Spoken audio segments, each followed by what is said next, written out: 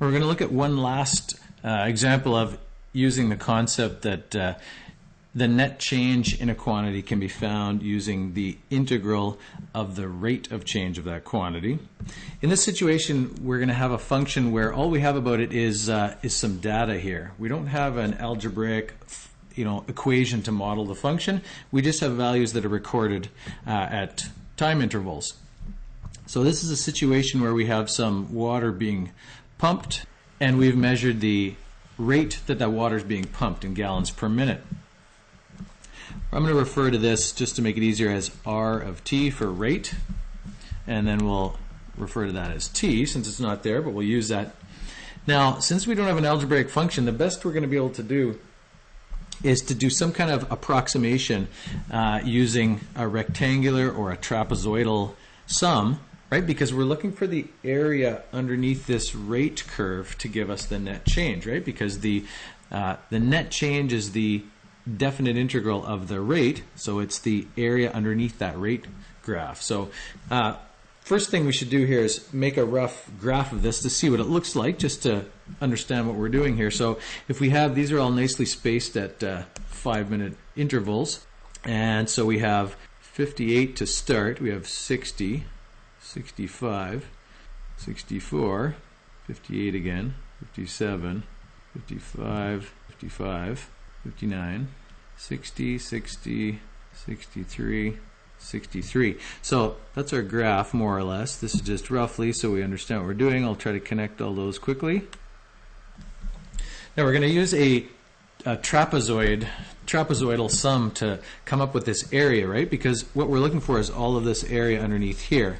That's going to give us our total amount of water that's pumped during that time.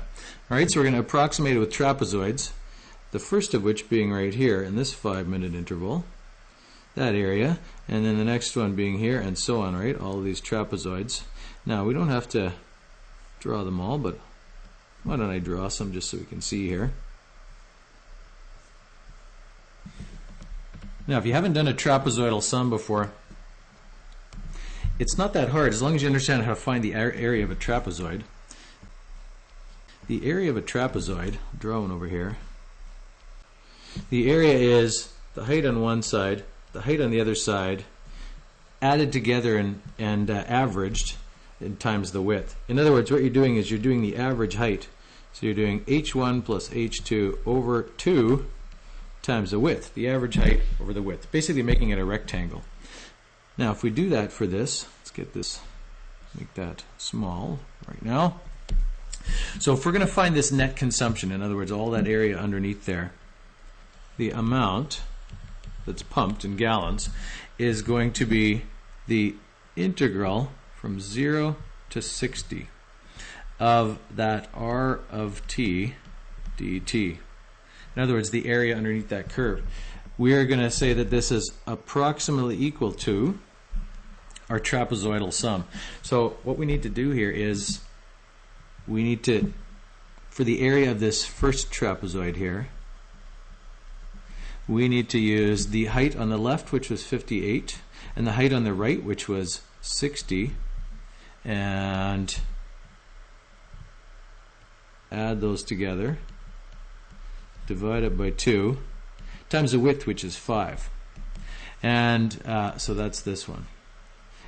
And our next one is this one. The height on the left is 60. The height on the right is 65. Average that times 5, and so on here, right? So that's that second one.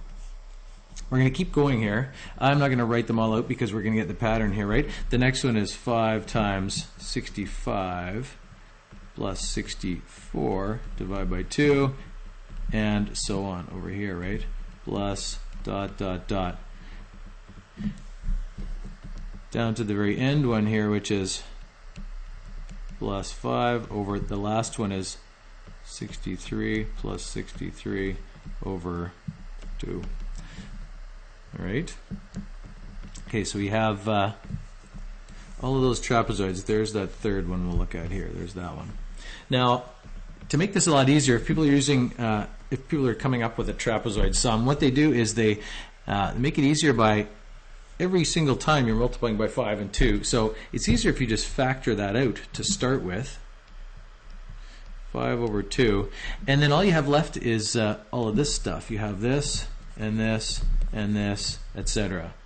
And if we write an expression for this, we have 58 plus, we have two 60s, because that one is used in two different trapezoids. Each of the ones in the middle are used, each of the heights in the middle are used in two different trapezoids, but the first one and the last one are only used in one. So this is plus 2 times 60 plus 2 times 65 plus 2 times 64 dot dot dot.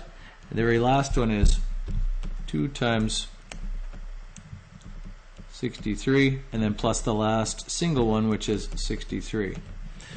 Now, again, that is a lot of calculations here, but I think we can make short work of it on the calculator, particularly if I can speed up the video here while I'm doing it.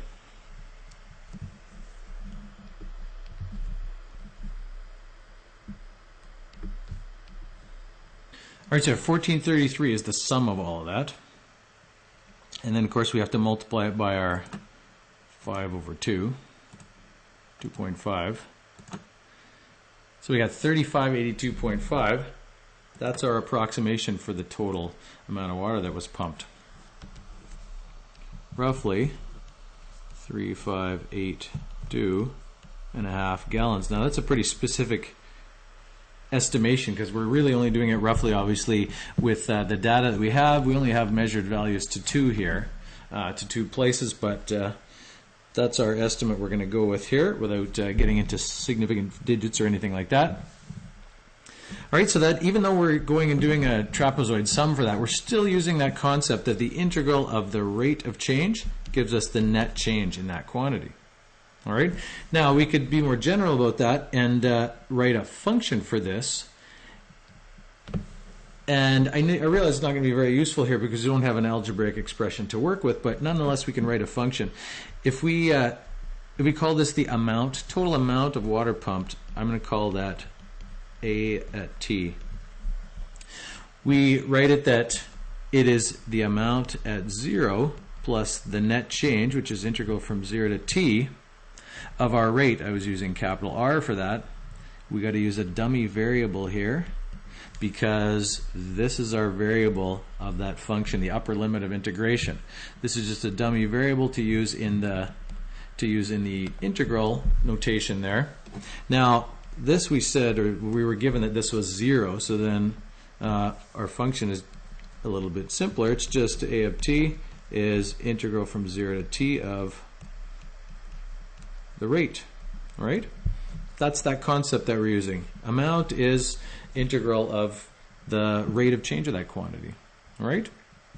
So that's, again, just a situation where you don't even have a given function for it, but you can still apply that concept that net change is integral of rate of change.